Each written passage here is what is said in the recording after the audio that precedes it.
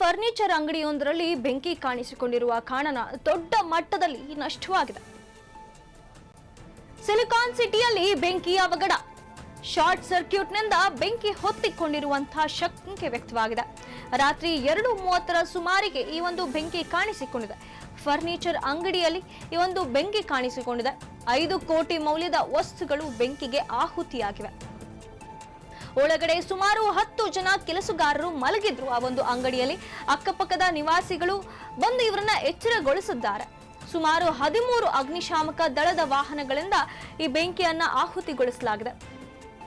ಪಕ್ಕದ ಅಪಾರ್ಟ್ಮೆಂಟ್ನ 3 ಮನೆಗಳು ಕೂಡ ಇದರಿಂದಾಗಿ ಬೆಂಕಿ ಬಿದ್ದಿದೆ. ಈ 3 ಅಪಾರ್ಟ್ಮೆಂಟ್ಗಳಿಗೂ ಕೂಡ ಸುಮಾರು 30 ವರ್ಷಗಳ ಹಿಂದಿನಿಂದ ಈ ಒಂದು ಅಂಗಡಿಯನ್ನ ನಡೆಸಿಕೊಂಡು ಬರಲಾಗಿತ್ತು.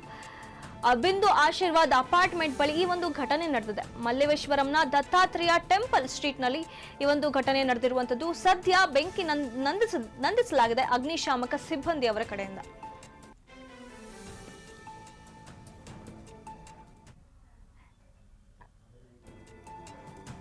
ಏನು ಬೆಂಗಳೂರಿನ ಬಿಂದು ಆಶೀರ್ವಾದ್ ಅಪಾರ್ಟ್ಮೆಂಟ್ಸ್ ಅಂದ್ರೆ ಮಲ್ಲೇಶ್ವರಂ ದತ್ತಾತ್ರೇಯ ಟೆಂಪಲ್ ಸ್ಟ್ರೀಟ್ ಬಳಿ ಇರುವಂತಹ ಒಂದು ಅಂಗಡಿ, ಫರ್ನಿಚರ್ ಅಂಗಡಿ ಬೆಂಕಿಗೆ ಆಹುತಿಯಾಗಿದೆ.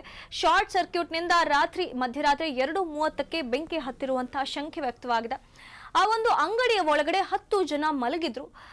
ಆದ್ರೆ ಅಕ್ಕಪಕ್ಕದ ಮನೆಯವರು ಬಂದು ಅವರಿಗೆ ಎಬ್ಬಿಸೋವರೆಗೂ ಇದರ ಬಗ್ಗೆ ಅರಿವೇ ಇಲ್ಲದೆ ಮಲಗಿದ್ರು. ಆದರೆ ಈ ಒಂದು ಅಂಗಡಿ ಈಗ ಸಂಪೂರ್ಣವಾಗಿ ಸುಟ್ಟಿ ಹೋಗಿ 5 ಕೋಟಿ ಮೌಲ್ಯದ ವಸ್ತುಗಳು ಕರಕಲಾಗಿ ಹೋಗಿವೆ. ಇದರಿಂದಾಗಿ ಪಕ್ಕದಲ್ಲಿ ಇರುವಂತಹ ಅಪಾರ್ಟ್ಮೆಂಟ್ನ 3 ಮನೆಗಳಿಗೂ ಕೂಡ ಬೆಂಕಿ ಹತ್ತಿದೆ. ಇದಕ್ಕೆ ಈಗ ಅಗ್ನಿಶಾಮಕ ದಳದ 13 ವಾಹನಗಳು ಬಂದು ಬೆಂಕಿ ಆರಿಸಲಾಗಿದೆ. ಈ ರೀತಿಯಾಗಿ ಅಗ್ನಿಶಾಮಕ ದಳ ಬಂದಿರೋ ಕಾರಣ ಬೆಂಕಿ ನಂದಿಸಲಾಗಿದೆ.